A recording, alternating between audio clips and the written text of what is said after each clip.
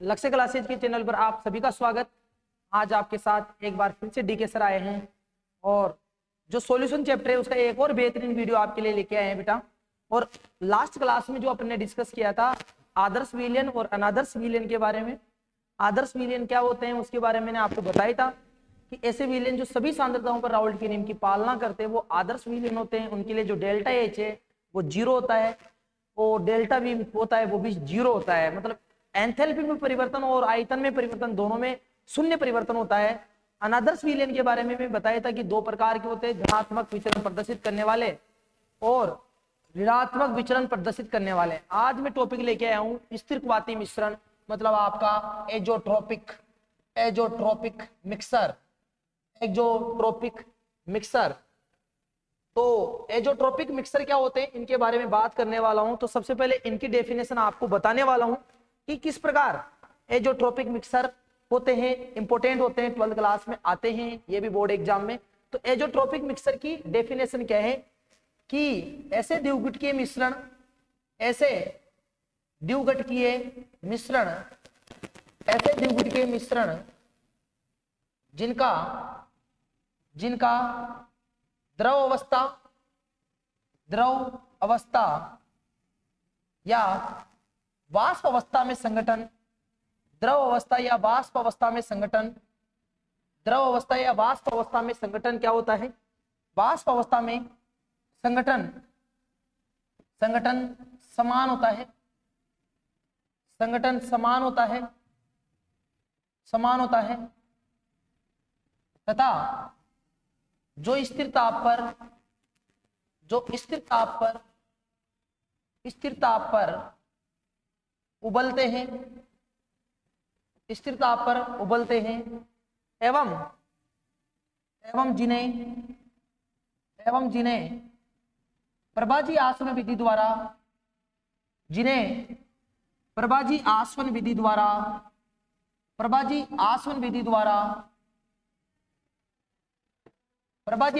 द्वारा पृथक नहीं किया जा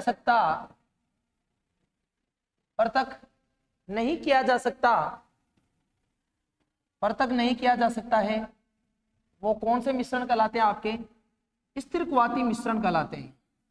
क्या कहलाते हैं आपके, स्थिरवाती मिश्रण कहलाते हैं, स्थिरवाती मिश्रण कहलाते हैं। ऐसे द्विघटकीय मिश्रण होते हैं जिनका द्रव अवस्था या वाष्प अवस्था में संगठन एक जैसा होता है, मतलब मात्रा बराबर होती है, और जो एक ही समान ताप पर उबलते हैं। स्थिर ताप का मतलब जो समान ताप पर उबलते हैं और जिन्हें गर्म करके उनका पृथक्करण नहीं कर सकते, ऐसे मिश्रण आपके स्थिरवाती मिश्रण होते हैं। इसको समझाने के लिए मैं आपको बताना चाहूंगा कि जैसे मेरे पास यहाँ पर एक बीकर है और बीकर के अंदर मैंने यहाँ पर जल भर रखा है। क्या भर रखा है, जल भर रखा है।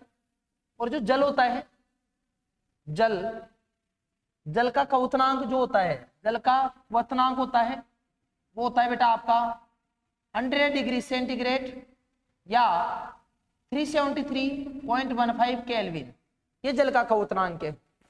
मेरे पास एक और बीकर है और इस बीकर में जैसे मैंने एल्कोहल भर रखा है। क्या भर रखा है, एल्कोहल। इसके अंदर एल्कोहल भर रखा है, इसके अंदर एल्कोहल भर रखा है, एल्कोहल। और एल्कोहल का जो क्वथनांक होता है वो जल से अधिक होता है, इसके अंदर एल्कोहल। अब मैं आपको एक, जैसे एल्कोहल का क्वथनांक है लगभग 410 केल्विन, लगभग 410 केल्विन है।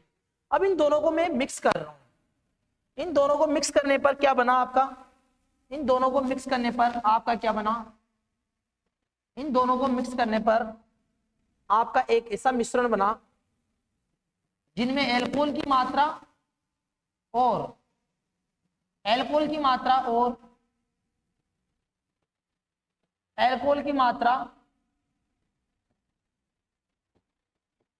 की एल्कोहल प्लस जल का मिश्रण बना, एल्कोहल प्लस जल का क्या बना, मिश्रण बना।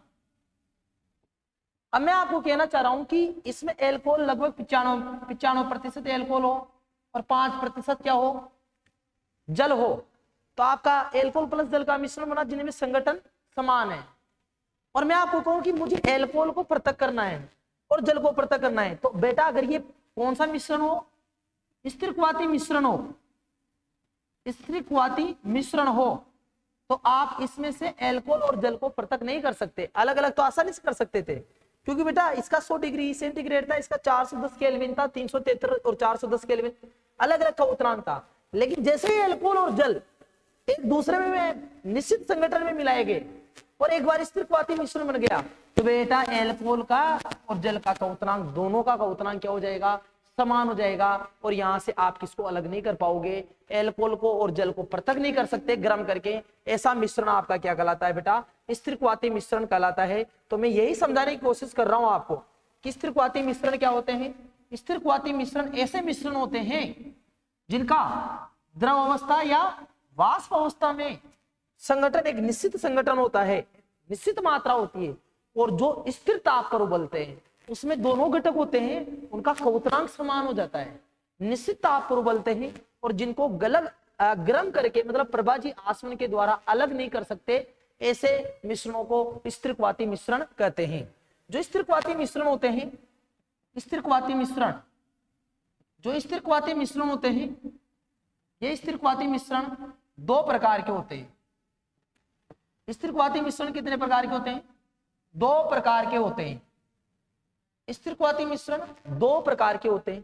कौन कौन से होते हैं, जो पहला होता है वो होता है आपका न्यूनतम क्वथनांकी, न्यूनतम क्वथनांकी स्थिरक्वाती मिश्रण, न्यूनतम क्वथनांकी स्थिरक्वाती मिश्रण, जिसको आप न्यूनतम क्वथनांकी स्थिरक्वाती मिश्रण को आप अधिकतम वाष्पदाबी, दूसरा क्या नाम बोल सकते हो इसका आप, अधिकतम वाष्पदाबी, अधिकतम वाष्पदाबी स्थिरक्वाती मिश्रण भी आप इसको बोल सकते हो। अधिकतम वाष्पदाबी स्थिरक्वाती मिश्रण भी आप इसको बोल सकते हो। न्यूनतम क्वथनांक स्थिरक्वाती मिश्रण, जिसका क्वथनांक न्यूनतम होगा, का वाष्पदाब अधिकतम होगा। कैसे सर, अगर कोई बीकर में आपके पास कोई मिश्रण है, वो कम ताप पर उबल रहा है, मतलब आसानी से उसकी क्या बन रही है, वाष्प बन रही है, तो बेटा जिसका क्वथनांक कम है वो कम ताप पर उबल जाएगा, तो वाष्प ज्यादा बनेगी। वाष्प ज्यादा बनेगी मेरे भाई, तो वाष्प दाब क्या आएगा, ज्यादा आएगा। बिल्कुल सर, आपकी बात समझ गए कि जो न्यूनतम क्वथनांक स्थिरक्वाती मिश्रण होते हैं उनको आप अधिकतम वाष्पदाबी स्थिरक्वाती मिश्रण भी बोल सकते हो। दूसरे कौन से होते हैं, दूसरा जो आपके होता है वो होता है बेटा अधिकतम क्वथनांकी, अधिकतम क्वथनांकी,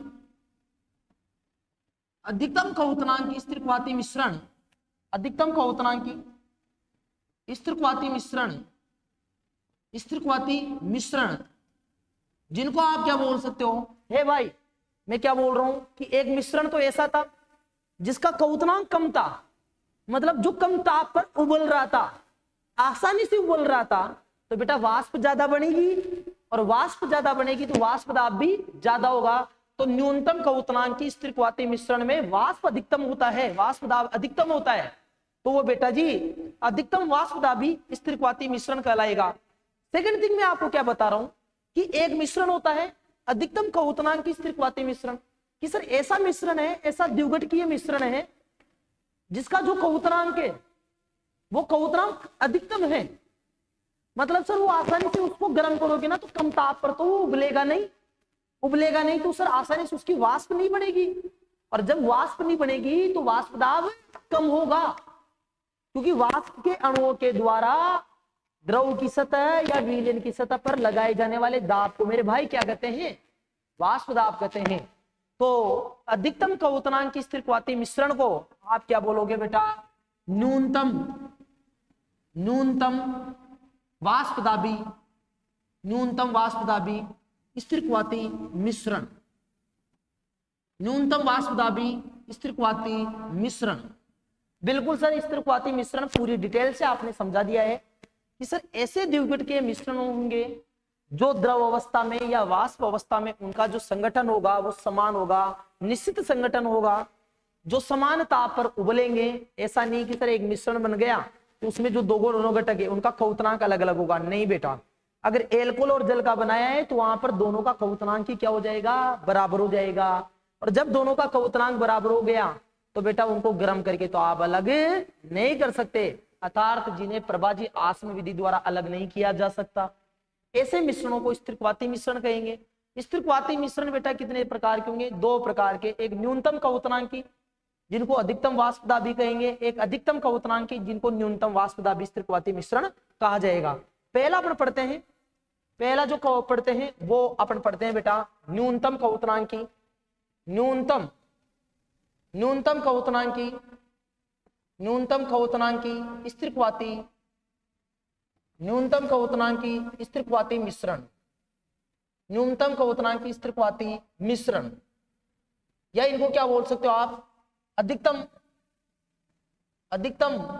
वाष्पदाबी, अधिकतम वाष्पदाबी स्थिरक्वाती मिश्रण, अधिकतम वाष्पदाबी स्थिरक्वाती मिश्रण, स्थिरक्वाती मिश्रण। यह आपका आज का पहला स्थिरक्वाती मिश्रण का टाइप है कि न्यूनतम क्वथनांकी स्थिरक्वाती मिश्रण, अधिकतम वाष्पदाबी स्थिरक्वाती मिश्रण। अब मैं आपसे पूछना चाह रहा हूं, आप ही लोग मुझे बताओ कि सर जिसका क्वथनांक न्यूनतम उसका वाष्पदाब अधिकतम, राउल्ट का नियम पढ़ाया मैंने अनादर्श विलयनों में, और आपको बताया था कि धनात्मक विचलन प्रदर्शित करने वाले विलयनों का जो वाष्पदाब होता है वो राउल्ट के नियम से निर्धारित वाष्पदाब से क्या आता है, अधिक आता है। तो मतलब इसमें भी तो वाष्पदाब क्या आ रहा है बेटा, अधिकतम आ रहा है। वाष्पदाब क्या आ रहा है इसमें भी, अधिकतम। तो इनकी परिभाषा आप कैसे बोल सकते हो कि वे विलयन या मिश्रण, वे विलयन जो राउल्ट के नियम से, वे विलयन जो राउल्ट के नियम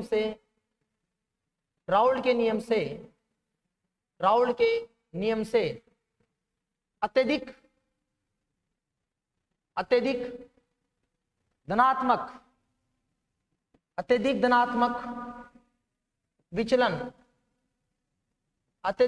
विचलन प्रदर्शित करते हैं। शुद्ध घटकों की तुलना में मिश्रण का वाष्पदाब अधिकतम इसमें ही तो आता है।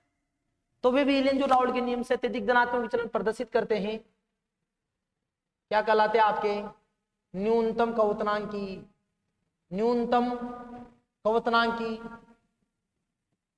क्वथनांकी स्थिरक्वाती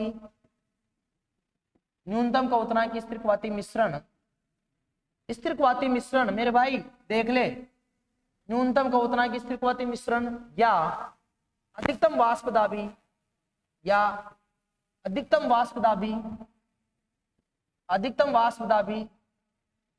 स्थिरक्वाती मिश्रण, अधिकतम वाष्पदाबी स्थिरक्वाती मिश्रण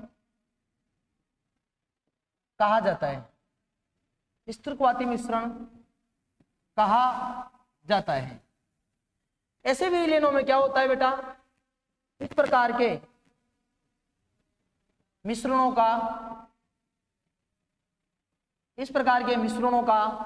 जो वाष्पदाब होता है, वो क्या आएगा, अधिकतम होता है। वाष्पदाब क्या होता है, अधिकतम होता है। डेफिनेशन से समझो बेटा, मैं क्या बता रहा हूं, ऐसे विलयन या ऐसे मिश्रण जो राउल्ट के नियम से अत्यधिक धनात्मक विचलन प्रदर्शित करते हैं न्यूनतम क्वथनांकी या स्थिरक्वाती मिश्रण कहलाते हैं, या अधिकतम वाष्पदाबी स्थिरक्वाती मिश्रण कहलाते हैं। भाई राउल्ट का नियम आपने पढ़ा है ना, राउल्ट के नियम में विलयन का जो कुल दाब होता है वो P1 node X1 plus P2 node X2 से ज्यादा आता है, और अत्यधिक धनात्मक विचलन प्रदर्शित करेगा राउल्ट के नियम से, तभी तो विलयन का वाष्पदाब क्या जाएगा, अधिकतम आ जाएगा। क्योंकि धनात्मक विचलन में भी विलयन का वाष्पदाब शुद्ध घटकों की तुलना में क्या आता है, अधिक होता है। होता ही नहीं होता भाई, लास्ट वीडियो में मैंने आपको पढ़ाया है, मैंने आपको समझाया है, एक एक लाइन से आपको रूबरू करवाया है कि जो धनात्मक विचलन वाले विलयन होते हैं उन धनात्मक विचलन वाले अनादर्श विलयनों में विलयन का जो वाष्प दाब होता है वो शुद्ध घटकों की तुलना में अधिक होता है। PS is greater than P1 node X1 plus P2 node X2। और मैं ऐसे मिश्रणों के बारे में आपको बता रहा हूं जो राउल्ट के नियम से अत्यधिक धनात्मक विचलन प्रदर्शित करेंगे, तभी तो मेरे भाई वाष्प दाब क्या आएगा, अधिकतम आएगा। अर्थात इनका जो वाष्प दाब होता है वो अधिकतम होता है। इनका जो एग्जाम्पल है, अगर मैं आपको बताना चाहूं एग्जाम्पल, इसका जो फेमस एग्जाम्पल है वो मैं आपको बता रहा हूं कि शर्कराओं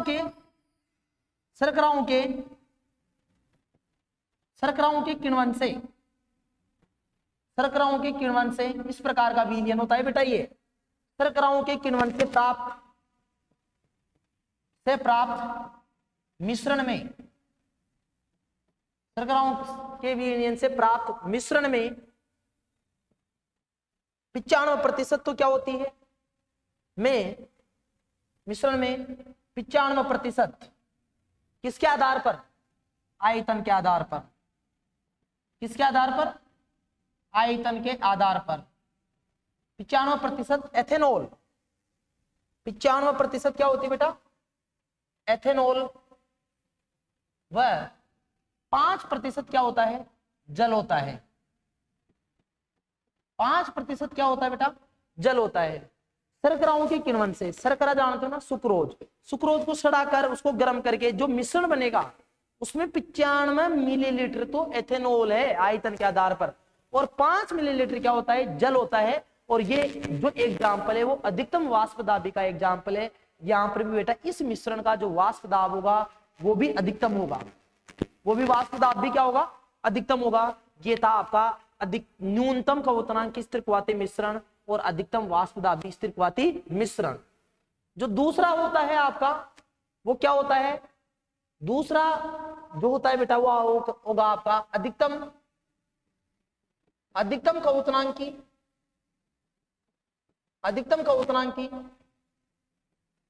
स्थिरक्वाती मिश्रण, अधिकतम क्वथनांकी स्थिरक्वाती मिश्रण, या जिसको क्या बोल सकते हो आप, इस अधिकतम स्थिरक्वाती क्वथनांकी को आप न्यूनतम वाष्प दाबी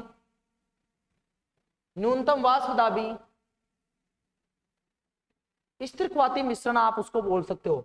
न्यूनतम वाष्प दाबी स्थिरक्वाती मिश्रण आप उसको बोल सकते हो। अच्छा भाई, सही समझ में आ रहा है ना। और भाई अगर कोई दिक्कत भी आ रही है, कोई टॉपिक में अगर आपको कोई प्रॉब्लम भी आ रही है तो आप कमेंट करके जरूर बता देना। कमेंट में जैसे आप भेजोगे हम उसके ऊपर पर्टिकुलर वीडियो आपको बना के भेज देंगे।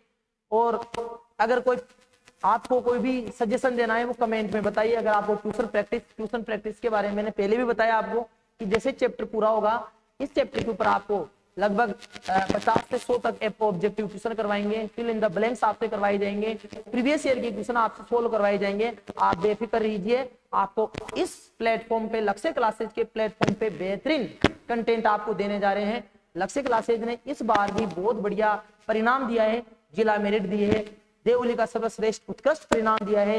यहाँ पर लक्ष्य क्लासेज में जो पढ़ाने का तरीका रहता है टीचर्स का, केमिस्ट्री में भी यहाँ पर लैब होता है, विद प्रैक्टिकल आपको पढ़ाया जाता है। प्रैक्टिकल के साथ साथ आपके बेटा कॉन्सेप्ट क्लियरिटी होते हैं। यहाँ पर मैथ के टीचर भी बहुत शानदार टीचर है जिन्होंने मैथ में 100 में से 100 कई बच्चों के दिलवाए हैं। मैं आप सभी से यही कहना चाहता हूँ, जो आसपास के विद्यार्थी है जो ऑफलाइन कनेक्ट हो सकते हैं वो ऑफलाइन भी जुड़िए हमसे, क्योंकि यहाँ पर सभी टीचर बेस्ट है, सभी फैकल्टी बेस्ट है। यहाँ के डायरेक्टर सर है वो भी बेस्ट तरीके से आपको बायोलॉजी भी पढ़ाते हैं, और उनका मैनेजमेंट का जो सिस्टम है, बच्चों के साथ बिहेवियर है, बच्चों से बात करने का तरीका है, बच्चों को मिलकर साथ में मिलकर वो बच्चों से जो भी प्रॉब्लम रहती है हर प्रॉब्लम को सोल्व करते हैं। तो मैं आप सभी से देवली के आसपास के जितने भी पेरेंट्स हैं उनको यही कहना चाहता हूँ, आइए जुड़िए, और विश्वास दिलाता हूँ देवली का सर्वश्रेष्ठ परिणाम देने में लक्ष्य क्लासेज की फैकल्टी कोई कमी नहीं छोड़ने वाली आपके बच्चों के भविष्य के लिए। तो बेटा मैं आपको बताना चाह रहा हूँ कि जो स्थिरक्वाती मिश्रण था वो दूसरा आपका कौन सा था, अधिकतम क्वथनांक स्थिरक्वाती मिश्रण या न्यूनतम वाष्पदाबी स्थिरक्वाती मिश्रण। सर ये क्या होता है, अब आप ही बताओ दो भाई, डेफिनेशन आप ही बता दो, मैं नहीं बता रहा कि सर अधिकतम क्वथनांक तो वो होते हैं, सॉरी बेटा न्यूनतम क्वथनांक तो वो होते हैं जिनका क्वथनांक कम है तो वाष्प ज्यादा बनती है, और वाष्प दाब अधिकतम होता है सर अधिकतम वाष्प दाबी। और अधिकतम वाष्प दाबी में सर राउल्ट के नियम से धनात्मक विचलन वाले आते हैं, क्योंकि सर राउल्ट के नियम से जो धनात्मक विचलन प्रदर्शित करते हैं उनका वाष्प दाब भी अधिकतम होता है। सर आप बोल रहे हो अधिकतम खवुतनांक की, मतलब ऐसा मिश्रण जिसका खवुतनांक बहुत ज्यादा है, मतलब जो सामान्य मिनिमम ताप पर नहीं उबलेगा, बहुत अधिक ताप पर उबलेगा, तो मतलब सर ताप अधिक देना पड़ेगा उबलने के लिए। तो बेटा वहां पर वाष्प बनने की कम पॉसिबिलिटी है, मतलब वाष्प कम बनेगा, और वाष्प कम बनेगी तो वाष्प दाब न्यूनतम रहेगा।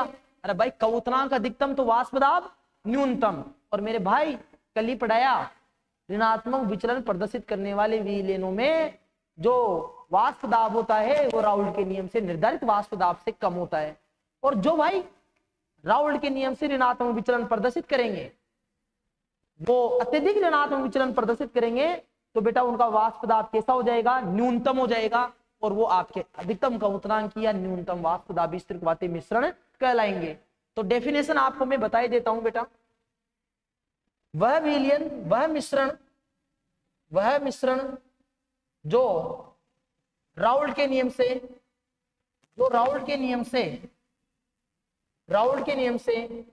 अत्यधिक, तभी तो न्यूनतम आएगा वाष्प दाब, अत्यधिक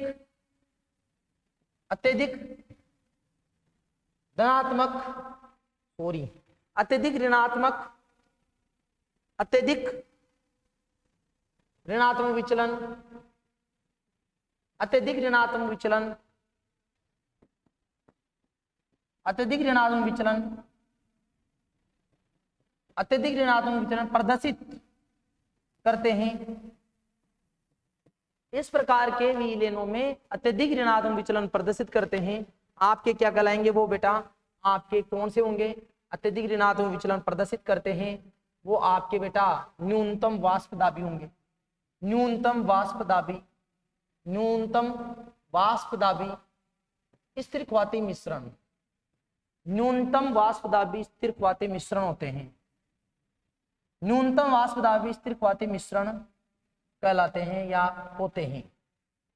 सर ऐसे मिश्रण जो राउल्ट के नियम से निर्धारित वाष्प दाब से, राउल्ट के नियम से अत्यधिक ऋणात्मक विचलन प्रदर्शित करेंगे, उनका वाष्प दाब सर न्यूनतम हो जाएगा, क्योंकि जो भी राउल्ट के नियम से ऋणात्मक विचलन पढ़ा था, मैंने कल ही पढ़ाया था, उसमें ऋणात्मक विचलन प्रदर्शित करने वाले विलेनों का वाष्प दाब राउल्ट के नियम से निर्धारित वाष्प दाब से तो बेटा जी कमी होता है, मतलब पीएस होता है वो लेस देन होता है P1 node x1 plus P2 node x2 से, और जो अत्यधिक ऋणात्मक विचलन प्रदर्शित करेगा उसका तो वाष्प दाब कैसा हो जाएगा, न्यूनतम हो जाएगा। इसका जो एग्जाम्पल है वो मैंने आपको बताया था, नाइट्रिक अम्ल, कौन सा बेटा, नाइट्रिक अम्ल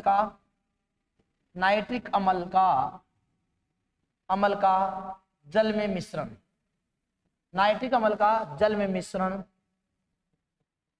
जो बेटा आपका HNO3 प्लस H2O होता है, नाइट्रिक अम्ल का जल में मिश्रण, इसमें भी क्या होता है, इसमें 32% द्रव्यमान के रूप में, 32% द्रव्यमान के रूप में, 32% द्रव्यमान के रूप में क्या होता है जल, वह 68% HNO3, और वो भी किसके रूप में, W/W परसेंटेज के रूप में, द्रव्यमान के रूप में 68% HNO3 नाइट्रिक अम्ल होता है। और बेटा ये जो मिश्रण होता है, मैंने बोला था ना कि दोनों ही घटक समान ताप पर उबलेंगे, तो इसमें HNO3 और जल में अगर इस मात्रा में मैं मिलाता हूं तो इस मिश्रण का जो क्वथनांक है, इस मिश्रण का क्वथनांक होता है वो बेटा कितना होता है, 363.5 केल्विन। कितना होता है बेटा, 363.5 केल्विन होता है। और यहां से आपको और समझा देता हूं, ये एक स्थिर ख्वाती मिश्रण है जिसमें 68% HNO3 है और 32% द्रव्यमान के रूप में जल है। तो ये एक मिश्रण बन रहा है, ये द्विघटकीय मिश्रण है, संगठन भी समान निश्चित है, एक 68 और 32 निश्चित मात्रा है। तो इनका क्वथनांक भी जल का और HNO3 का क्वथनांक अलग अलग नहीं रहेगा, समान ताप पर उबलेंगे। जल भी बेटा 363.5 पर उबलेगा और HNO3 भी 363.5 पर उबलते हैं। ऐसा मिश्रण आपका क्या कहलाता है बेटा, स्थिरक्वाती मिश्रण कहलाता है। और इसका वाष्प दाब क्या हो जाएगा, इन दोनों को मिलाने पर, इस मात्रा में और इस संगठन पर मिलाने पर इनका जो क्वथनांक है वो न्यूनतम हो जाएगा। क्या हो जाएगा, न्यूनतम। देख लो ना आप, जल का तो कितना होता है बेटा, 393.5 केल्विन होता है, 5 केल्विन होता है, लेकिन यहाँ पर जल का भी घटा है, 363.5 केल्विन हो गया। मतलब क्वथनांक क्या हो गया, सॉरी, जो आपका वाष्प दाब क्या हो जाएगा, न्यूनतम हो जाएगा, क्वथनांक क्या हो जाएगा, अधिकतम हो जाएगा। ऐसा मिश्रण आपका अधिकतम क्वथनांक की स्थिरक्वाती मिश्रण हो जाएगा। और दोनों घटकों का जो मिश्रण है ना, उसका क्वथनांक है ये तो 363.5 केल्विन। तो ठीक है, ये आपका स्थिरक्वाती मिश्रण का पूरा टॉपिक क्लियर करवाया है मैंने, एक बार आप देख सकते हो। ऐसे द्विघट के मिश्रण जिनका द्रव या वाष्प अवस्था में संगठन समान होता है, जो स्थिर ताप पर उबलते हैं, जिन्हें प्रभाजी आसवन के द्वारा अलग नहीं कर सकते, वो स्थिरक्वाती मिश्रण है। जो राउल्ट के नियम से अत्यधिक धनात्मक विचलन प्रदर्शित करते हैं, उन्हें न्यूनतम क्वथनांक या अधिकतम वाष्प दाब भी कहते हैं। और वाष्प दाब अधिकतम होगा शर्कराओं के किण्वन से प्राप्त मिश्रण में 95% आयतन के आधार पर एथेनॉल और 5% जल होता है, वो इसका एग्जाम्पल है। बाद में बताया कि ऐसा मिश्रण जो राउल्ट के नियम से अत्यधिक ऋणात्मक विचलन प्रदर्शित करेगा, वो न्यूनतम वाष्प दाबी होगा। उदाहरण मैंने आपको अभी भी समझाया है। अब जो नेक्स्ट टॉपिक है वो काफी इंपॉर्टेंट है भाई, वो बहुत ही ज्यादा इंपॉर्टेंट है, अणुसंख्यक गुणधर्म।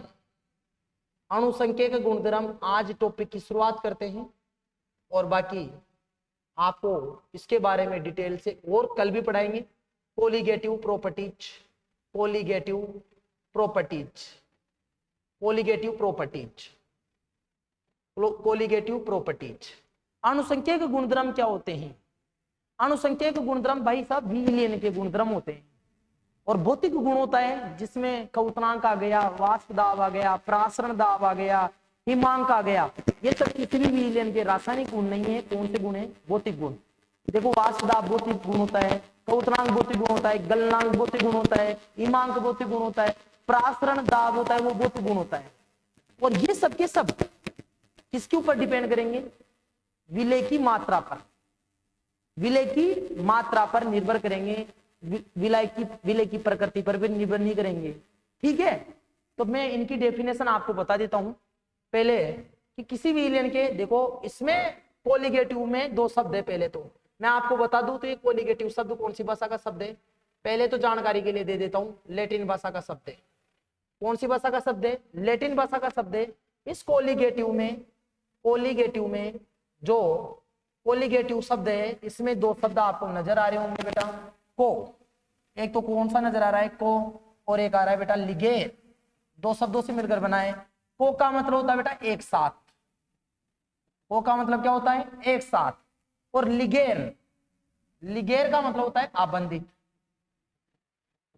लिगेर का मतलब होता है आबंधित। ये तो मैंने आपको कोलिगेटिव शब्द की अर्थ बताया कि कोलिगेटिव शब्द लैटिन भाषा का शब्द है। को का अर्थ एक साथ होता है, और लिगेर का अर्थ क्या होता है, आबंधित होता है। इसमें जो अणु होते हैं, कण होते हैं, वो एक साथ आबंधित होते हैं। डेफिनेशन की बात करते हैं, अणुसंख्यक गुणधर्म की डेफिनेशन की बात करता हूं बेटा मैं। तो अणुसंख्यक गुणधर्म, अणुसंख्यक गुणधर्म की बात करता हूं। अणुसंख्यक गुणधर्म कौन कौन से होते हैं, डेफिनेशन क्या होती है, उसके बारे में मैं आपको बताता हूं।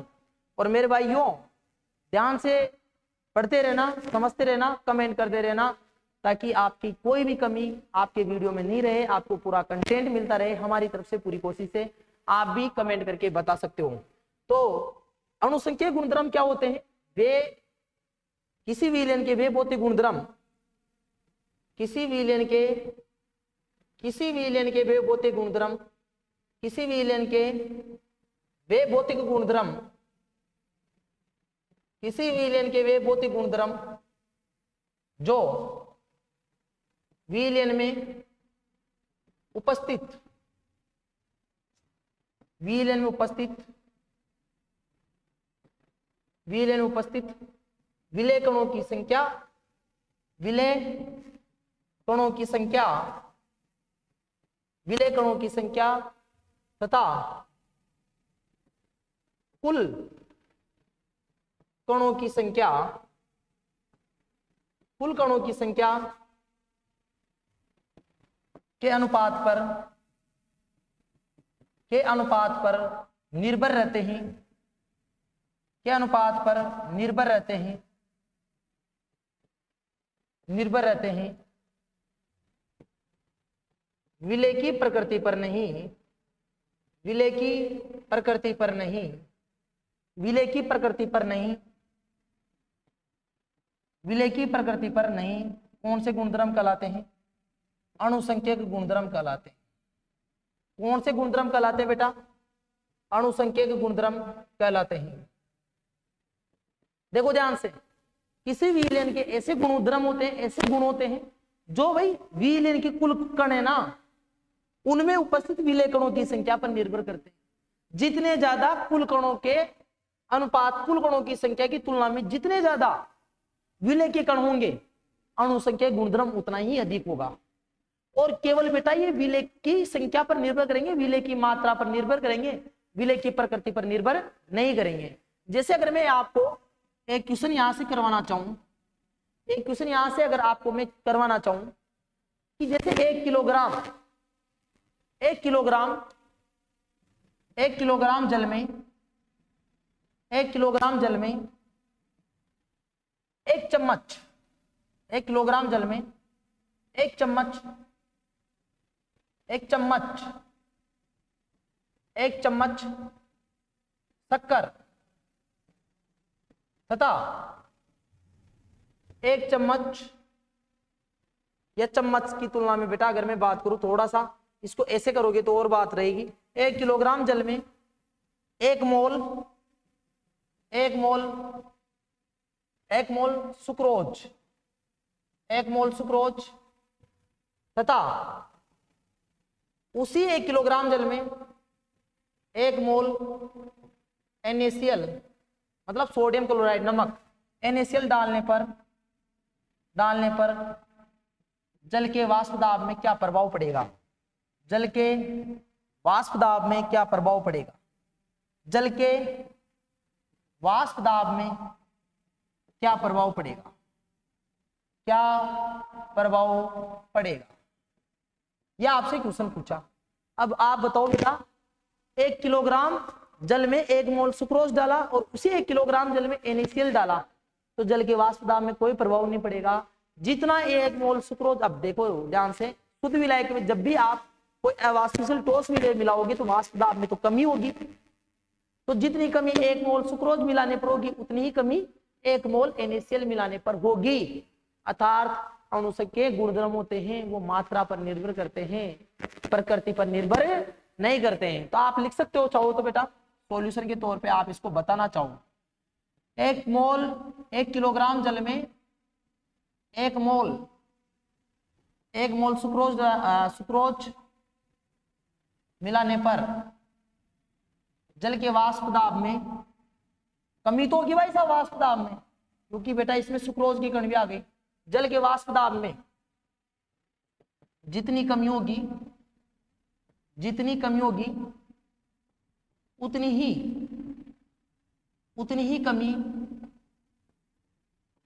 कमी 1 मोल NaCl मिलाने पर होगी, 1 मोल NaCl मिलाने पर होगी, उतनी ही कमी 1 मोल NaCl मिलाने पर होगी। तो बेटा अणुसंख्यक गुणधर्म क्या समझ में आया आपको? इस टॉपिक से समझने में, वाष्प दाब एक अणुसंख्यक गुणधर्म है भाई, वाष्प दाब एक अणुसंख्यक गुणधर्म है, क्योंकि वाष्प दाब किसी भी विलायक का और किसी भी पदार्थ का एक भौतिक गुण होता है, और किसी भी विलयन का ऐसा भौतिक गुण जो केवल विलयन में उपस्थित कुल कणों की संख्या और विलय कणों की संख्या के अनुपात पर निर्भर करे, विलय की प्रकृति पर नहीं। कुल कणों की संख्या की तुलना में जितने ज्यादा विलय कणों की संख्या होगी, अणुसंख्यक गुणधर्म का मान उतना ही अधिक होगा। अर्थात कुल मिला के बात करूं तो अणुसंख्यक गुणधर्म केवल विलय कणों की संख्या पर निर्भर करते हैं, उसकी प्रकृति पर निर्भर नहीं करता है, और मैंने आपको ये समझा भी दिया। अणुसंख्यक गुणधर्म कुल 4 होते हैं। अणुसंख्यक गुणधर्म कौन कौन से होते हैं? अणुसंख्यक गुणधर्म कुल 4 होते हैं, जो 12th क्लास का सिलेबस उसके अकॉर्डिंग बता रहा हूं बेटा, कुल 4 होते हैं। पहला कौन सा होता है?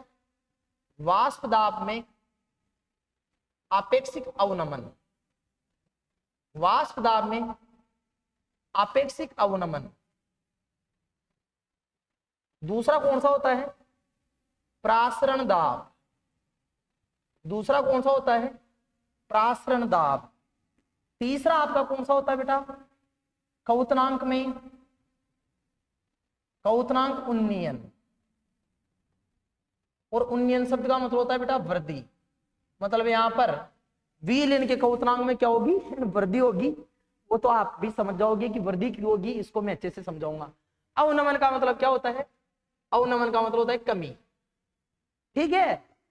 और भाई जो फोर्थ होगा आपका हिमांक में अवनमन। हिमांक में अवनमन। और आज का लेक्चर आपका यहां तक पढ़ा देंगे और इन दोनों को कल कवर करवा देंगे। उसके बाद में आपका वोल्टा गुणांक और असामान्य मोलर द्रव्यमान बचेगा। कुछ बुक के पीछे के क्वेश्चन सोल्व करवा देंगे सारे और आपका ये लेक्चर कंप्लीट हो जाएगा। तो अणुसंख्यक गुणधर्म क्या होते हैं बेटा? किसी विलयन के ऐसे गुणधर्म होते हैं जो विलय कणों की संख्या पर निर्भर करते हैं, अर्थात विलय कणों की संख्या तथा कुल कणों की संख्या के अनुपात पर निर्भर करते हैं। मतलब जितने ज्यादा विलय कण होंगे मेरे भाई उतने ही अणुसंख्यक गुणधर्म का मान ज्यादा होगा।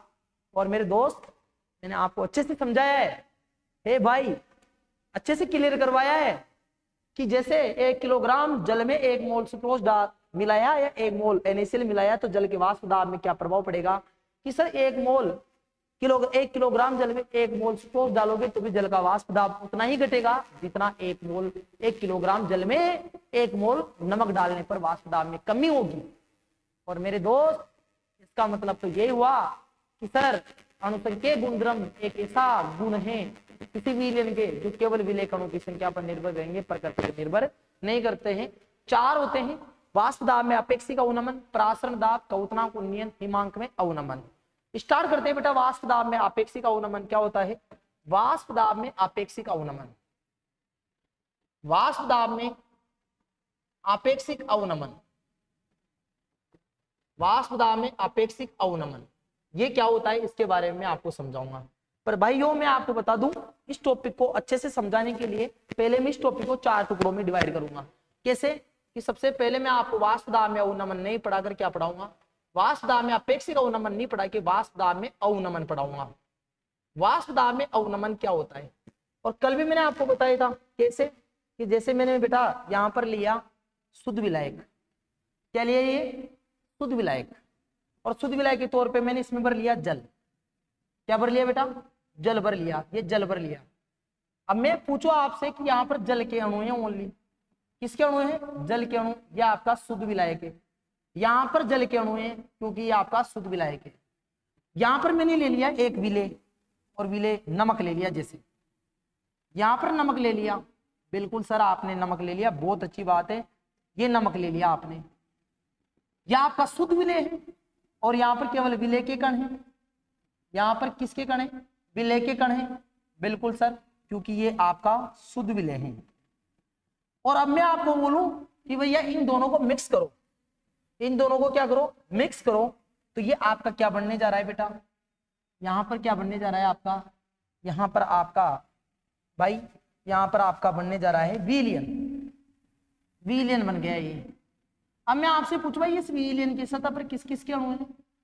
आप बोलोगे सर ये विलयन है तो यहाँ तो सर विलयन किस किस का ही है? ये जल का प्लस नमक का मिश्रण है या विलयन बोल सकते हो। नमक का विलयन है। अब मैं आपसे पूछूं भाई किस किस के अणु है सर इसकी सतह पर?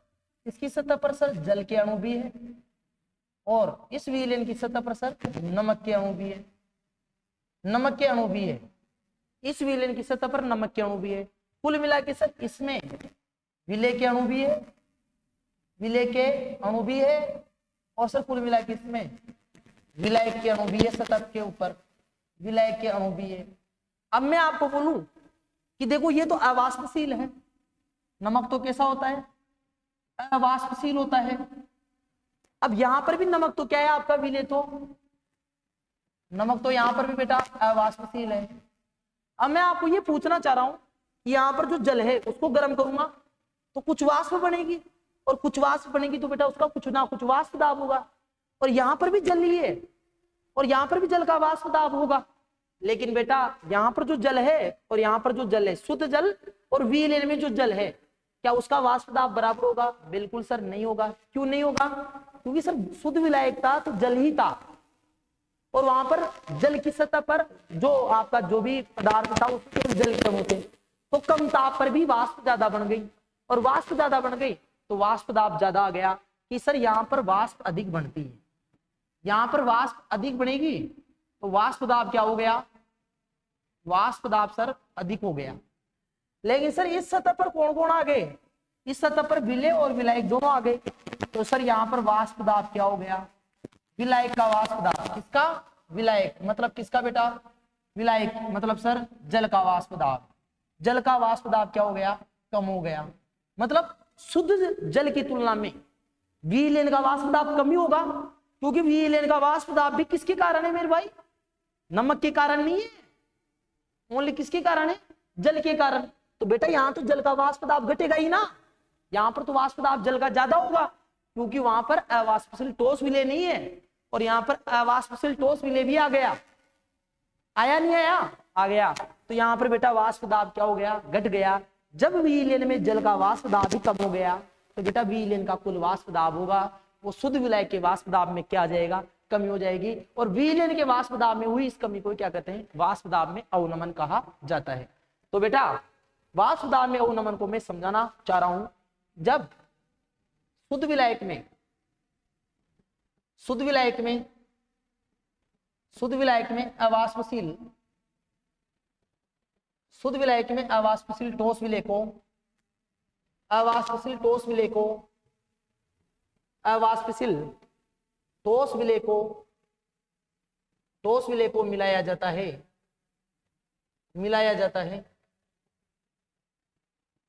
तब विलयन की सतह पर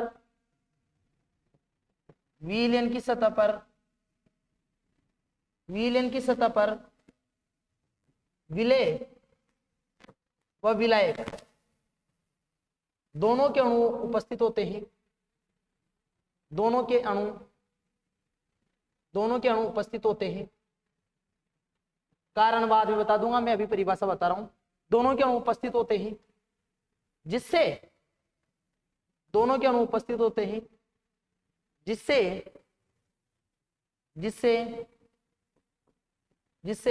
विलयन का वाष्प दाब, मतलब विलयन का भी मतलब क्या, वो विलयन में भी जल का वाष्प दाब, विलयन का वाष्प दाब शुद्ध विलायक की तुलना में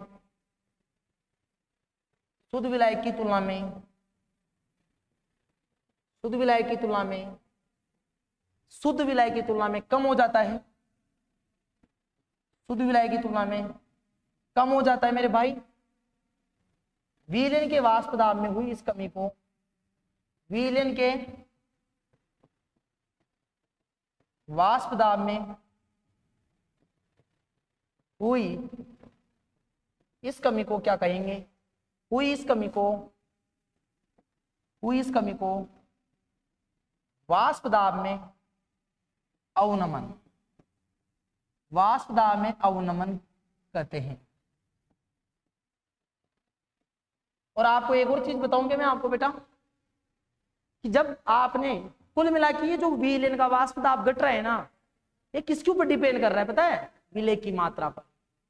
भाई विलयन का वाष्प दाब घट क्यों रहा है, भाई साहब यहाँ पर भी जली है वहां पर भी जली था, तो वाष्प दाब यहाँ का बराबर होना चाहिए था ना, पर भाई साहब इस इंसान को इसमें मिला दिया, और ये जो अवाष्पशील ठोस विलय है आपका, ये अवाष्पशील जो ठोस विलय है ना, ये विलय की सतह पर आ गया, जिससे जल का वाष्प दाब यहाँ पर कम हो गया।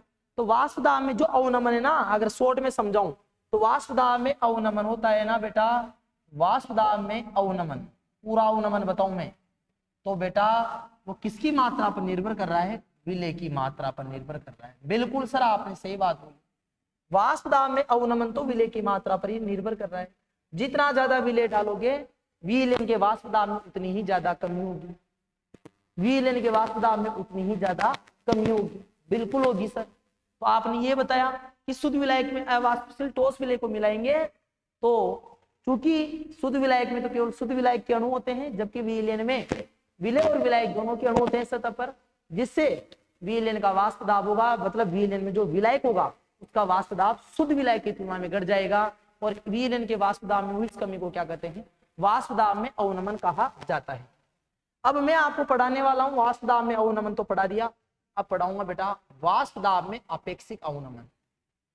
वाष्प दाब में अपेक्षिक अवनमन कि वाष्प दाब में जो अपेक्षिक अवनमन होता है वो क्या होता है। वाष्प दाब में अपेक्षिक अवनमन, इसकी डेफिनेशन बता देता हूं मैं आपको। देखो भाई इसको ध्यान से देखो कि वाष्प दाब में अवनमन और वाष्प दाब में अपेक्षिक अवनमन क्या है। कि सर अपेक्षिक शब्द का मतलब होता है किसकी रेस्पेक्ट में। वाष्प दाब में अवनमन हुआ मतलब वाष्प दाब में जो कमी हुई उसकी तुलना किससे कर रहे हैं सर, विलायक से। किससे कर रहे हैं, विलायक से। जो विलायक का वाष्प दाब है उससे कर रहे हैं, मतलब उसकी तुलना में घटा है किसका, विलयन का। विलयन के अंदर जो विलायक है उसका घटा है और उसको बोलेंगे वाष्प दाब में अपेक्षिक अवनमन। तो इसकी डेफिनेशन क्या होगी, इसकी डेफिनेशन आप ध्यान से समझना कि वाष्प दाब में अवनमन, वाष्प दाब में अवनमन व शुद्ध विलायक के वाष्प दाब के, शुद्ध विलायक के वाष्प दाब के अनुपात को, वाष्प दाब में अवनमन व शुद्ध विलायक के वाष्प दाब के अनुपात को, वाष्प दाब में अपेक्षिक, वाष्प दाब में अपेक्षिक, वाष्प दाब में अपेक्षिक अवनमन कहा जाता है। वाष्प दाब में अपेक्षिक अवनमन कहा जाता है। अपेक्षिक शब्द का मतलब बेटा ये होता है कि जो वाष्प दाब में कमी हो रही है ना विलयन के वाष्प दाब में, वो किसकी तुलना में हो रही है, शुद्ध विलायक के वाष्प दाब की तुलना में हो रही है ना, तो उन दोनों के अनुपात को क्या कहेंगे, वाष्प दाब में अपेक्षिक अवनमन। तो यहाँ पर बेटा वाष्प दाब में अपेक्षिक अवनमन को मैं कैसे लिख सकता हूँ कि सर वाष्प दाब में जो अपेक्षिक अवनमन होगा वो क्या होगा, थोड़ा ध्यान से समझना। वो होगा सर जो आपका शुद्ध विलायक का वाष्प दाब होता है वो क्या होता है सर, P1 नोड। बिल्कुल। विलयन का वाष्प दाब क्या होता है, P1। और बेटा ये क्या हो जाएगा आपका P1 नोड। मैं यहां पर अगर बताऊं भाई P1 नोड क्या है बेटा, शुद्ध विलायक का वाष्प दाब, शुद्ध विलायक का वाष्प दाब, शुद्ध विलायक का वाष्प दाब। अगर यहां पर भी मैं बताना चाहूं कि जो वाष्प दाब में अवनमन होता है वो एक्चुअली में होता क्या है। वाष्प दाब में अवनमन कमी कैसे निकालते हैं कि सर ज्यादा किसका होता है, सर शुद्ध विलायक का। और शुद्ध विलायक का क्या होता है, P1 नोड। और किसका घटा सर, विलयन का घटा, तो P1। तो वाष्प दाब में अवनमन को भी आप क्या बोल सकते हो, P1 नोड माइनस P1। और अपेक्षिक का मतलब क्या होगा, किसकी रेस्पेक्ट में सर, इसकी रेस्पेक्ट में। तो शुद्ध विलायक का वाष्प दाब P1 नोड हो गया। P1 क्या हुआ, विलयन का वाष्प दाब, विलयन का वाष्प दाब, विलयन का वाष्प दाब। बिल्कुल बात सही है सर, विलयन का वाष्प दाब। और P1 नोड क्या हुआ, P1 नोड वापिस वही आ गया क्या आपका, P1 नोड यही आ गया, विलयन का वाष्प दाब। लेकिन बेटा एक मिनट मैं इसको और डिटेल से आपको समझा दूं, थोड़ा सा मेरी बात मान लेना आप। थोड़ा सा इसके ऊपर राउल्ट का नियम लगा के मैं थोड़ा सा और डिटेल में बात करना चाहता हूँ कि जब शुद्ध विलायक में वाष्पशील ठोस विलय को मिलाया जाता है तब विलयन की सतह पर विलय और विलायक दोनों के अणु उपस्थित होते हैं। इससे विलयन का वाष्प दाब शुद्ध विलायक की तुलना में कम हो जाता है। इससे विलयन के वाष्प दाब में हुई इस कमी को वाष्प दाब में अपेक्षिक अवनमन कहते हैं। राउल्ट का नियम क्या होता है सर, राउल्ट के नियम से अगर बात करो, आप थोड़ा सा पीछे जा रहा हूं वापिस, राउल्ट के नियम से अगर आप बात करो तो क्या होता है सर, P1 बराबर P1 नोड x1 होता है। P1 बराबर क्या होता है, P1 नोड x1 होता है। बिल्कुल सर। अगर बेटा यहां पर मैं आपको बताना चाहूं कि P1 नोड माइनस P1 हो रहा है, वाष्प दाब में अवनमन क्या हो रहा है आपका, P1 नोड माइनस P1 हो रहा है। इस P1 की जगह क्या रख दूं मैं, एक बात बताओ आप, इस P1 की जगह अगर मैं ये रख दूं P1 नोड x1 तो कोई गलत है क्या बात, नहीं है सर। राउल्ट का नियम लगाया आपने तो P1 बराबर आपका क्या आया, यहां पर बेटा थोड़ा ध्यान से समझना, मैं आपको बताना चाह रहा हूं कि ये जो वाष्प दाब में अवनमन है, वाष्प दाब में अवनमन आपका क्या हो रहा है कि जब किसी अवाष्पशील ठोस विलय को आप किसके अंदर मिला रहे हो, अवाष्पशील ठोस विलय को आप मिला रहे हो किसके अंदर बेटा, आप मिला रहे हो किसके अंदर। अब ये जो वाष्प दाब में अवनमन हो रहा है, वाष्प दाब में अवनमन वो P1 नोड माइनस P1 हुआ। इस वाष्प दाब में अवनमन को मैं ऐसे तो लिख सकता हूं ना भाई, कैसे, एक मिनट के लिए थोड़ा सा ध्यान से देखना। वाष्प दाब में अवनमन को मैं डेल्टा P बोल सकता हूं, बिल्कुल सर। डेल्टा पी का मतलब भाई जो कमी हुई, कहां से कमी हो रही है sir, P1 nought minus P1 से हो रही है कमी। P1 नोड माइनस P1 से कमी हो रही है, वाष्प दाब में कमी जो P1 नोड माइनस P1 से हो रही है। इस डेल्टा P1 को मैंने बोला P1 बराबर P1 नोड x1, राउल्ट का नियम अब लगा दूंगा मैं यहाँ पर। तो बेटा आपका क्या हुआ कि ये डेल्टा P1 है, P1 नोड माइनस P1 है। अब यहाँ पर राउल्ट का नियम लगाऊं मैं, राउल्ट का नियम यहाँ पर लगाऊं तो राउल्ट के नियम से क्या है कि सर डेल्टा P1 बराबर, क्योंकि राउल्ट का नियम क्या होता है, P1 बराबर P1 नोड x1। तो यहाँ पर डेल्टा P1 बराबर P1 nought minus P1 node x1 हुआ, नहीं हुआ, हो गया बिल्कुल सर। तो यहाँ पर क्योंकि आप जानते हो x1 प्लस x2 का मान कितना होता है सर, 1 होता है। तो x2 बराबर क्या हो जाएगा, 1 माइनस x1। यहां पर P1 डेल्टा P1 बराबर P1 nought minus P1 node x1 है। और इसको मैं ऐसे लिख सकता हूं, कैसे कि जो डेल्टा P1 है तो P1 नोड को मना गया और क्या बचा सर 1 माइनस x1, क्योंकि x1 प्लस x2 बराबर कितना हुआ, 1 हुआ। तो 1 माइनस x1 को क्या लिख सकता हूं, x2 लिख सकता हूं। तो डेल्टा P1 बराबर क्या आ गया, P1 नोड x2 आ गया। बिल्कुल यही बात मैं लाना चाह रहा था, थोड़ा ध्यान से समझ लो बेटा, दोबारा समझा रहा हूं। वाष्प दाब में अपेक्षिक अवनमन की डेफिनेशन बताई मैंने, बोला कि यहाँ पर वाष्प दाब में अवनमन को आप क्या बोल सकते हो सर, अंतर को इसे निकालते डेल्टा P1 नोड बराबर P1 नोड माइनस P1 निकाल लिया। बिल्कुल सर, आपने डेल्टा P1, यहाँ पर जो डेल्टा P1 है वो है वाष्प दाब में अवनमन, वाष्प दाब में अवनमन। और बेटा जो P1 है वो है आपका विलयन का वाष्प दाब, विलयन का वाष्प दाब। जो आपका P1 नोड है वो है शुद्ध विलायक का वाष्प दाब, शुद्ध विलायक का वाष्प दाब। तो मैं आपको बता रहा हूं कि डेल्टा P1 बराबर P1 nought minus P1, important formula, Raoult का नियम लगाया कि P1 बराबर P1 नोड x1 होता है। मैंने बोला डेल्टा P1 बराबर P1 नोड माइनस, इसकी जगह P1 नोड x1 रखा, तो यहां से P1 नोड को मना गया 1 माइनस x1, कुल मोल अंशों का योग 1 होता है, x 1 माइनस x1 को x2 लिख दिया और यहां पर आ गया डेल्टा P1 बराबर P1 नोड x2। इस लाइन का कुल मिला के अर्थ क्या है, राउल्ट ने ये सिद्ध कर दिया, यहां से राउल्ट ने सिद्ध किया, राउल्ट ने क्या सिद्ध किया, राउल्ट ने सिद्ध किया कि वाष्प दाब में अवनमन होता है। वो मैंने पहले भी बताया था आपको कि वाष्प दाब में जो अवनमन होता है वो अवाष्पशील ठोस विलय के मोल अंशों पर निर्भर करता है, मोल अंशों पर निर्भर करता है। और ये लाइन तो मैंने आपको पहले भी बता दी थी, क्या कि जितना ज्यादा विलय के मोल अंश होंगे उतनी ही ज्यादा वाष्प दाब में कमी होने वाली है। और यह आपको अच्छी तरह मैंने आपको समझाया था। फिर मैंने आपको बताया वाष्प दाब में अपेक्षिक अवनमन, कि सर वाष्प दाब में अवनमन व शुद्ध विलय के वाष्प दाब के अनुपात को वाष्प दाब में अपेक्षिक अवनमन कहा जाता है। तो सर वाष्प दाब में अवनमन क्या होता था, P1 नोड माइनस P1, किसकी रेस्पेक्ट में सर, P1 नोड के रेस्पेक्ट में, यह आपका वाष्प दाब में अपेक्षिक अवनमन होता है। जो यहां से तीसरा कॉन्सेप्ट होता है वो होता है बेटा राउल्ट का अवाष्पशील ठोसों के लिए, अवाष्पशील ठोसों के लिए नियम, अवाष्पशील ठोसों के लिए नियम। और बेटा इस नियम को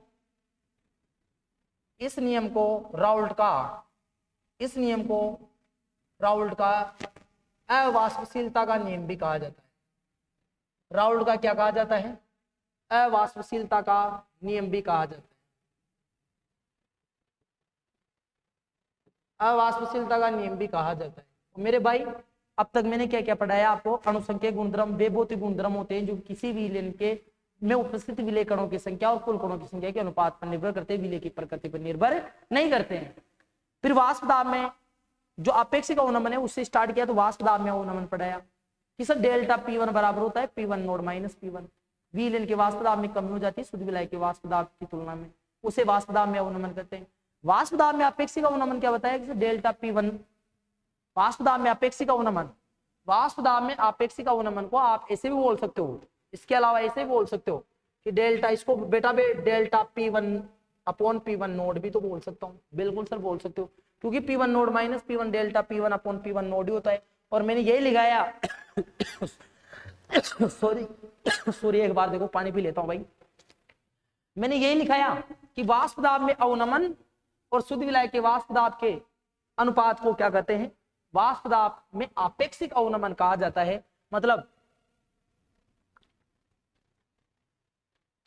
मेरे भाई P1 nought minus P1 upon P1 node बराबर क्या हो जाएगा सर, डेल्टा P1 इनको बोल सकते हो इसकी रेस्पेक्ट में, या आपका वाष्प दाब में अपेक्षिक अवनमन होता है। राउल्ट वाइस आपने ये डेरिवेशन करके डेल्टा P1 बराबर P1 नोड x2 बताया। इसका बताने का मतलब यही था कि जो वाष्प दाब में अवनमन हो रही है वो डायरेक्ट किसके प्रोपोर्शनली है सर, विलेय के मोल अंश पे प्रोपोर्शनली है। जितने ज्यादा विलेय के मोल अंश बढ़ेंगे उस विलेय में उपस्थित जो विलायक है उसका वाष्प दाब उतना ही कम होगा, मतलब वाष्प दाब में अवनमन उतना ही अधिक होगा। वाष्प दाब कम होगा तभी तो वाष्प दाब में अवनमन ज्यादा हो रहा है। एम आई राइट? बिल्कुल सर आप राइट हो।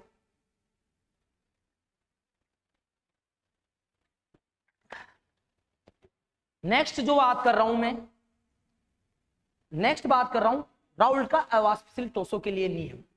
राउल्ट क्या कहना चाहता है इस नियम के आधार पर, इस नियम के अनुसार जो बात बता रहा है वो मैं आपको बता रहा हूं। इस नियम के अनुसार, इस नियम के अनुसार वाष्प दाब में जो अपेक्षिक अवनमन होता है, वाष्प दाब में अपेक्षिक अवनमन, वाष्प दाब में अपेक्षिक जो अवनमन होता है, वाष्प दाब में अपेक्षिक अवनमन वो अवाष्पशील, अवाष्पशील ठोस विलेय के, अवाष्पशील ठोस विलेय के मोल अंश के, अवाष्पशील ठोस विलेय के मोल अंश के बराबर, अवाष्पशील ठोस विलेय के मोल अंश के बराबर होता है। अवाष्पशील ठोस विलेय के मोल अंश के बराबर, अवाष्पशील ठोस विलेय के मोल अंश के बराबर होता है।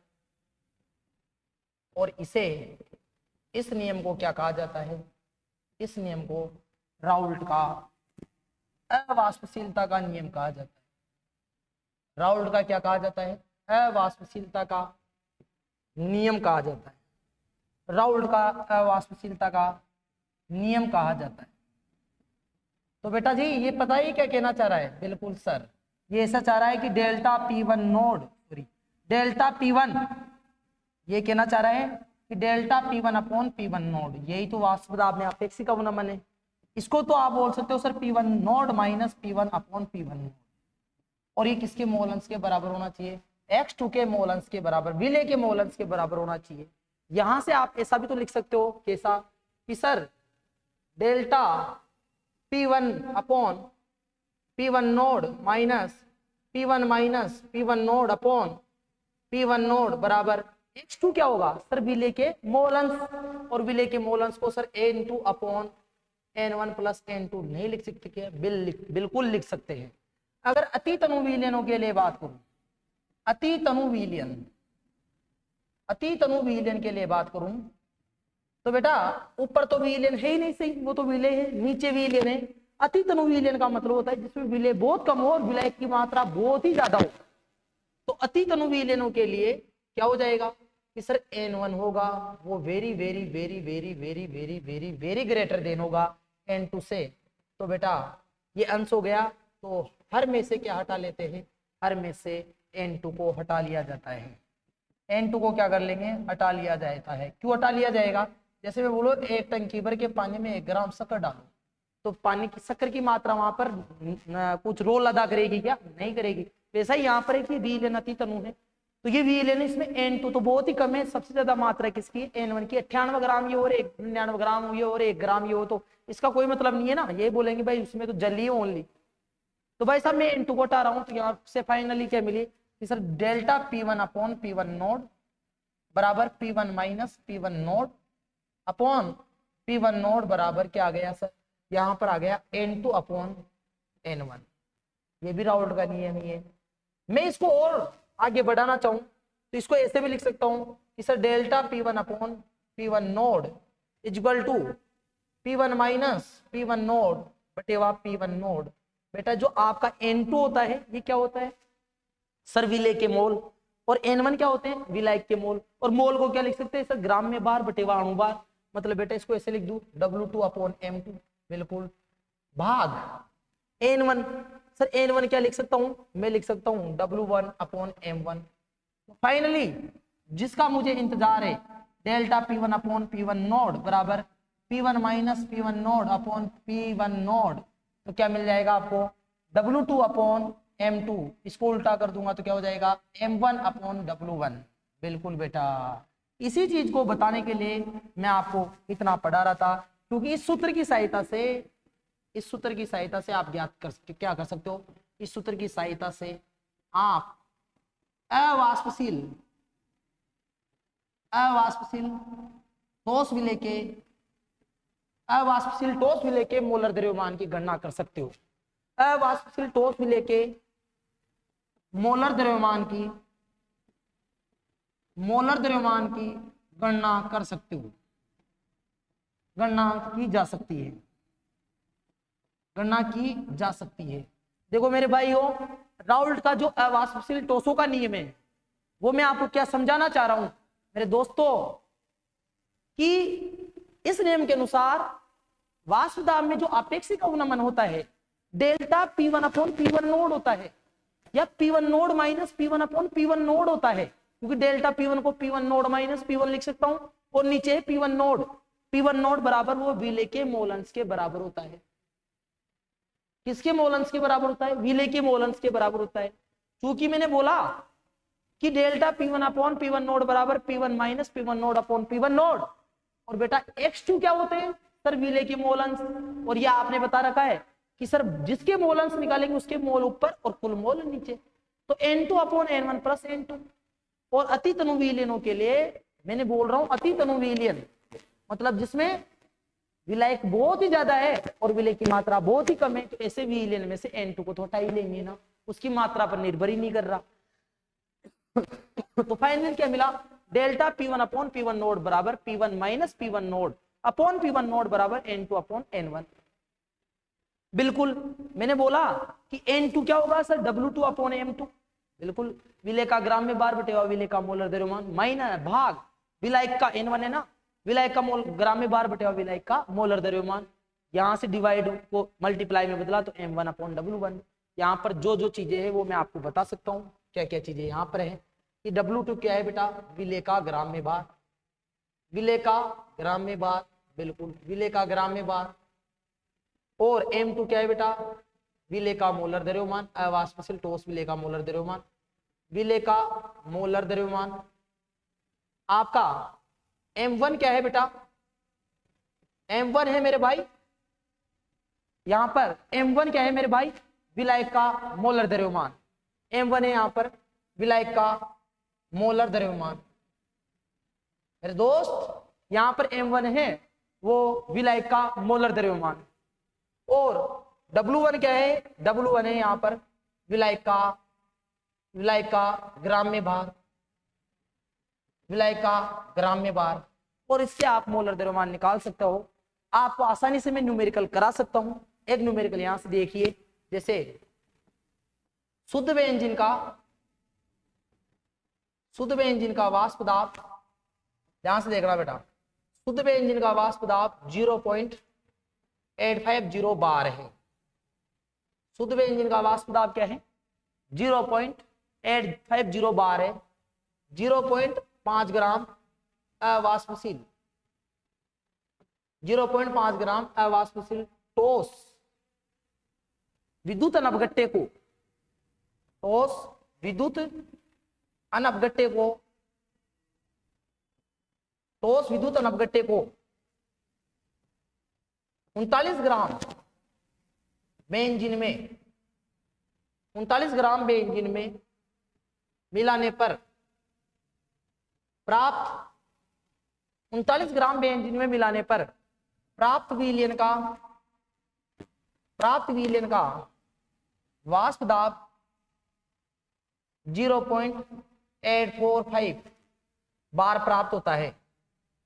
एनसीईआरटी का ये बेटा ये 0.845 बार प्राप्त होता है। तो आपसे क्या पूछ रहा है?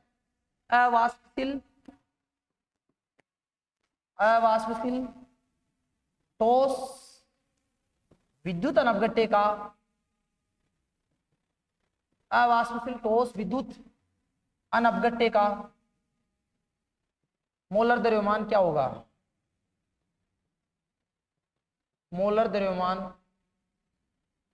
अवाष्पशील ठोस विद्युत अनवगट्टे का मोलर द्रव्यमान क्या होगा? अब देखो इस क्वेश्चन को अच्छे से समझो, क्या क्या वो दे रखा है आपको, क्या क्या नहीं दे रखा। सर शुद्ध बेंजीन का वाष्प दाब मतलब आपको दे दिया P1 नोड, शुद्ध बेंजीन का वाष्प दाब P1 नोड दे दिया, शुद्ध बेंजीन का वाष्प दाब दे दिया कितना? उस भाई साहब ने दिया कितना? उसने दिया 0.850 बार, जो उसने दिया वही मैं आपको बता रहा हूं। और क्या दिया? 0.5 ग्राम अवाष्पशील ठोस अनवगट्टे, और एक दे दिया विलयन का वाष्प दाब, मतलब आपको दे दिया P1 विलयन का वाष्प दाब। विलयन का वाष्प दाब क्या होता है? P1।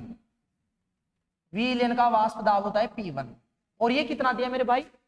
0.845 बार दिया मेरे भाई। बिल्कुल सर, आप जो भी कह रहे हो ना आज तो सर दिमाग में घुसती जा रही है बातें।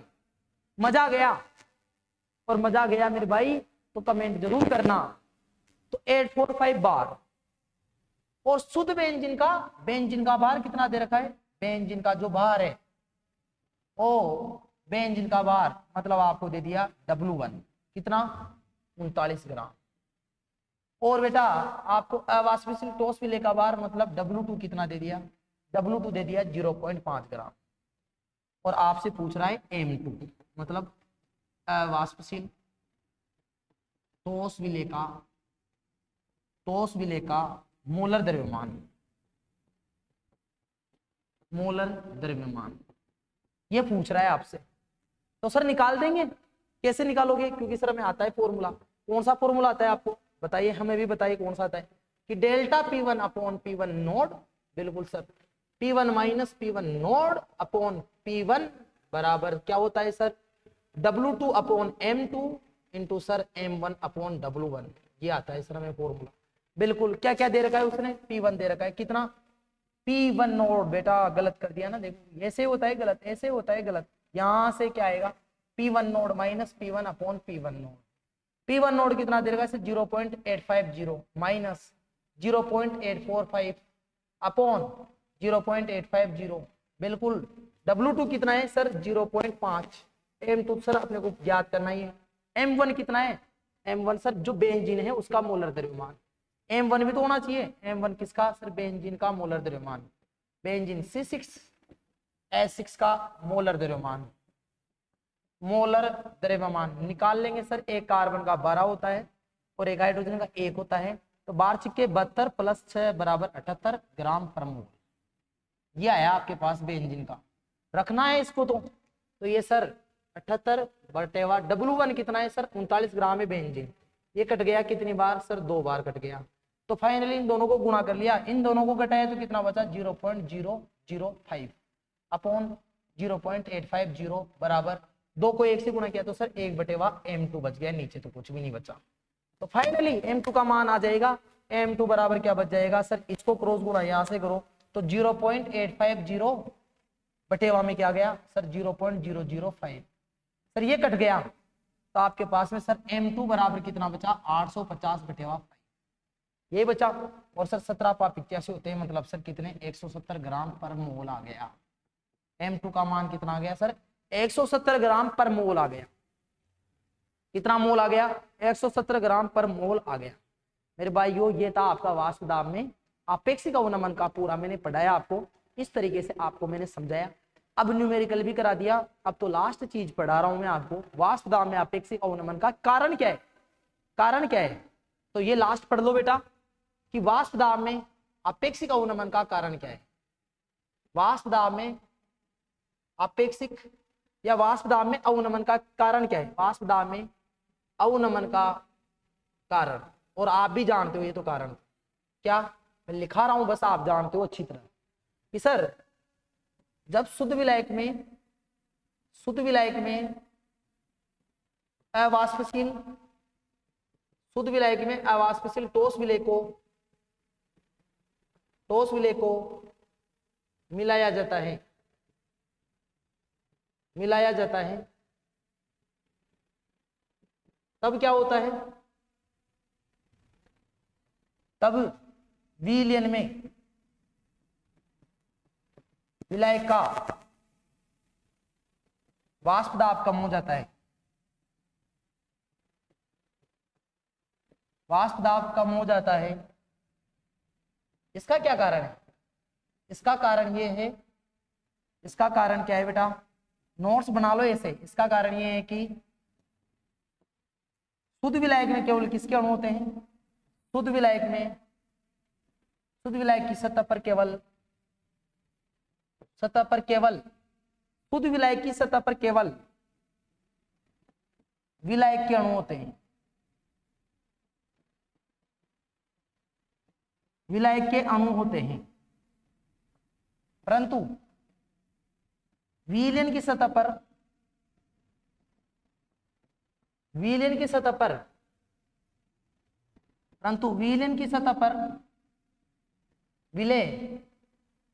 विलायक दोनों के अणु होते हैं,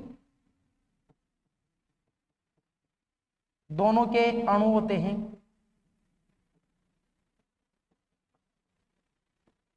जिससे विलयन में उपस्थित विलायक अणु कम पलायन करते हैं।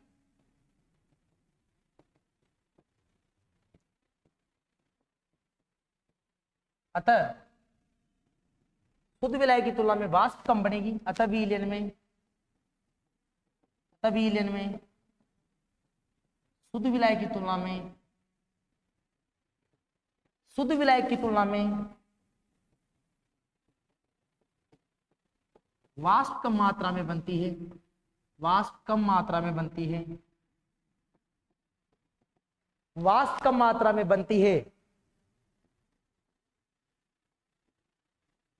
जिससे विलयन का वाष्प दाब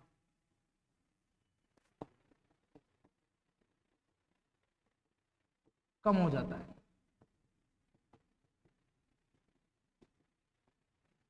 ये मैंने पूरा समझा भी दिया था शुरू में आपको। कहां पर समझाया था सर ने? यहां पर मैंने आपको पूरा समझा दिया था कि यहां पर शुद्ध विलय में केवल शुद्ध विलायक के कण होते हैं, ये विलय के कण हैं, परंतु विलयन में विलय और विलायक दोनों के कण होते हैं, जिससे सतह छोड़कर जाने वाले विलायक कणों की संख्या विलयन में कम हो जाएगी, वाष्प कम मात्रा में बनेगी, अर्थात विलयन में जो विलायक होगा उसका वाष्प दाब कम हो जाता है। तो ये आपका पहला अणुसंख्यक गुणधर्म था, जिसका नाम क्या था? वाष्प दाब में अपेक्षिक अवनमन। और कल का वीडियो आपके ऊपर आपके लिए प्रासरण दाब का आएगा, उसके पूरे इसी प्रकार न्यूमेरिकल कराऊंगा, इसी प्रकार पूरे को टुकड़ों में बांट कर मैंने आज पढ़ाया, जैसे पढ़ाऊंगा पूरा का पूरा आपको बेटा। और इसी प्रकार आपके लिए डेली वीडियो आता रहेगा, कमेंट करते रहना। और लक्ष्य क्लासेज आपके सपनों के लिए, आपके बेहतरीन परिणाम के लिए पूरी कोशिश कर रही है। 97% लास्ट टाइम इस बार 2024 के सेशन में बनी है, कोशिश करेंगे अब की बार 98, 99 तक इस रिजल्ट को पहुंचाया जाए। आपकी मेहनत रंग लाएगी तो 100% ऐसा होगा। हमारी कोशिश और आपका प्रयास दोनों मिलकर लक्ष्य क्लासेज और आपके बेहतरीन परिणाम के लिए लड़ रहे हैं। अगर वीडियो पसंद आया है तो वीडियो को शेयर जरूर करना, कमेंट करके जरूर बताना, वीडियो को लाइक करना और चैनल को सब्सक्राइब करना। और डेली नोटिफिकेशन के लिए जो आपका बेल आइकन का बटन है, बेल लाइक बटन है, घंटी जैसा बटन है, उस बटन को जरूर दबाना। बहुत बहुत शुक्रिया, धन्यवाद। फिर मिलेंगे बच्चों नेक्स्ट वीडियो में। Thank you so much.